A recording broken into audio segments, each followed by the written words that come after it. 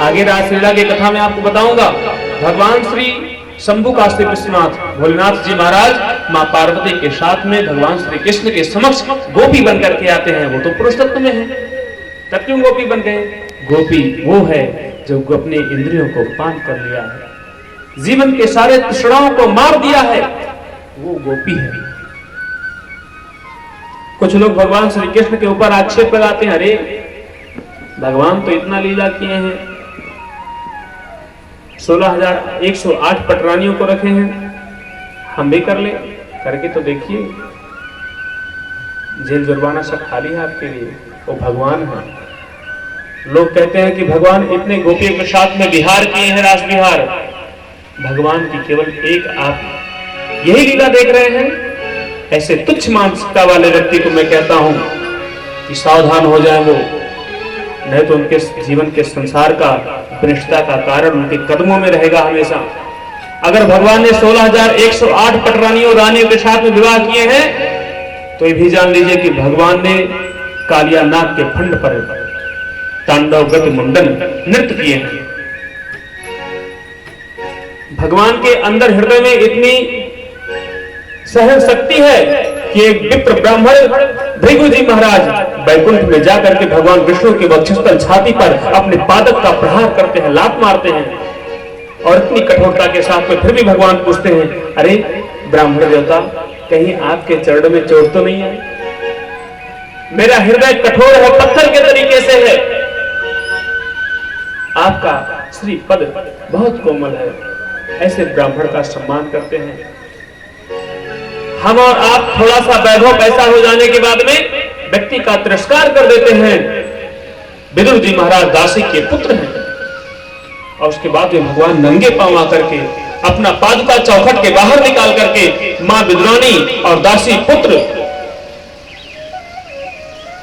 विदुर जी महाराज जी घर पे आकर के भोजन प्रसाद पाते हैं, वो भी केला का छिलका। केवल प्रेम के नाते मां विदुरानी केला का गूदा का हिस्सा फेंक देती हैं और केवल थाली पत्तल में वो केला रखती है। आप लोग थोड़ी ऐसा कर पाएंगे? हम जितना वैभव रहेगा, जितना पैसा रहेगा, उस हिसाब से मुझे व्यवस्था चाहिए। भगवान श्री कृष्ण आज के ड्राइवर तो मालिक के बगल में बैठते हैं, लेकिन भगवान श्री कृष्ण ने अर्जुन के लिए सारथी बन गया है, और सारथी बनने के बाद में उनका रथ वाहक बनते हैं, हाँकते हैं। आज के ड्राइवर बगल में है, लेकिन जो सारथी बनते थे, महाराज और राजाधिराज ऊपर बैठते थे, सारथी नीचे लगाम संभालता था। आज के ड्राइवर ने इशारा किया जाता है महाराज की इधर चलिए, लेफ्ट राइट, ऊपर नीचे ऐसे चलिए, लेकिन जब सारथी युद्ध में भीषण वो तीर की बौछार होती थी, दसों दिशाओं में ऊपर नीचे महाराजा को युद्ध संभालना था, तब जाकर के अपने दोनों पैरों को, हाथ तो उनका बिजी था, और आवाज इतनी आ रही थी तीर की बौछार से कोई सुनाई नहीं देता था, आवाज नहीं आती थी। तो सारथी के ऊपर, भगवान श्री कृष्ण के कंधों के ऊपर अर्जुन अपना दोनों पाद प्रहार रख करके यहाँ पर, और इशारा करते थे, अगर इधर मुड़ना था लेफ्ट, तो कान की जो दोनों अंगूठा और ये बड़ी वाली उंगली है पैर का, इधर कान में कंठ में दबा देते, इधर जाना था तो इधर, अगर इमरजेंसी ब्रेक मारना था रथ का तो दोनों ऐसे दबा देते, यही रुक जाओ। जिस भगवान के श्री कपोल गाल को चुंबन करने के लिए अनेक अनेक लाखों लाखों गोपियां, अनेक मानव जीवात्मा भगवान के चरणों में प्रणाम करने के लिए, मस्तक नवाने के लिए पूरा जीवन छोड़ देता है, और आज ऐसे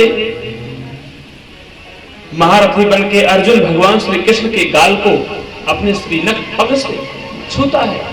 भगवान के राजा बलि की कथा में आती है कि जब भगवान अपना दिव्य विशाल रूप धारण किए हैं, तब अपना दोनों पग में अतल वितल सुतल तलातल सातल महातल नाप लिए एक पग में, दूसरे पग में भगवान ने ओम भू भुव स्व जब तब सत्यलोक और ब्रह्मलोक नाप लिया।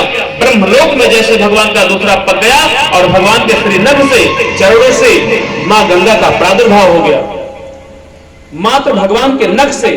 और आज अर्जुन के नख से भगवान का गाल छुआ जा रहा है। ऐसे है भगवान। भगवान के ऊपर कभी आक्षेप नहीं लगाना चाहिए। सावन का महीना आ रहा है ना, सावन के महीना में जितने लोग नशेड़ी हैं, गांजा भांग शराब सब खाएंगे पिएंगे। कहेंगे अरे महाराज शिव जी भी तो पीते थे गांजा। अच्छा, शिव जी महाराज हलाहल विष पिए हैं, एक ठो पी के दिखाओ, जहर खा के 10 ग्राम, तब पता चलेगा महाराज। सुबह कैसे पड़े रहोगे सीताराम। व्यक्ति कितना अभिनय करना, कलाकार कितना हो गया है ये राम।